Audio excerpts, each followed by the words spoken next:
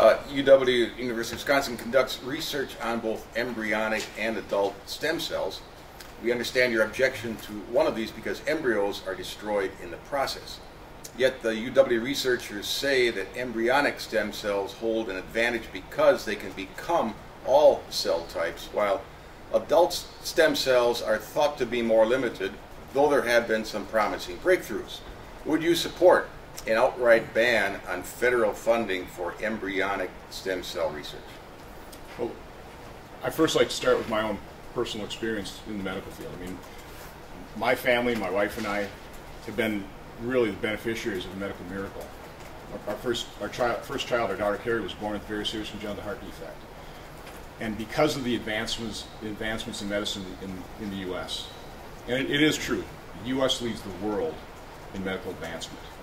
And it's really one of my huge concerns about this healthcare bill is, as government takes things over, the other socialized medicine systems in the world feed off of our medical innovation. And I'm highly concerned about what's going to happen to medical innovation because of this healthcare bill. But my first child was born with a very serious congenital heart defect. I won't go into all the details, but at the age of 8 months, a very skilled surgeon, a doctor, totally reconstructed the upper chamber of her heart when her heart was the size of a plum. So her heart is backwards right now. It operates backwards, but she's a nurse herself in a neonatal intensive care unit.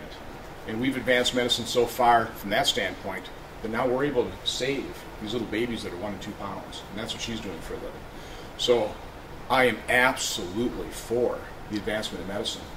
And I'm absolutely for stem cell research. Now, the good news is the vast majority of actual cures in stem cells is with adult and umbilical cord.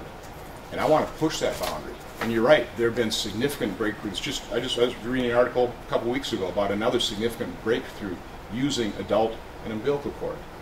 So I want to push that boundary. And I want all the efforts devoted to that where we don't have the ethical issue involving where I draw the line. I don't want to get us in a position where we have to create life for the purpose of destroying it. I don't want to clone it. There's some very serious ethical issues that I think our society needs to just stop and think about the implications.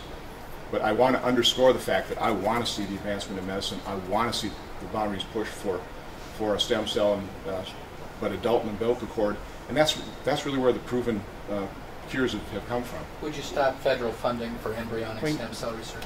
We have a $1.5 trillion a year deficit, and this is an area where just like funding for abortion, federal funding for abortion, you've got a very large percentage of the American population that have a moral and ethical issue with that. I certainly would think that would be one area that I don't think the federal government should be funding. When you have such a large percentage of the American population going, no, we've got a real problem with this.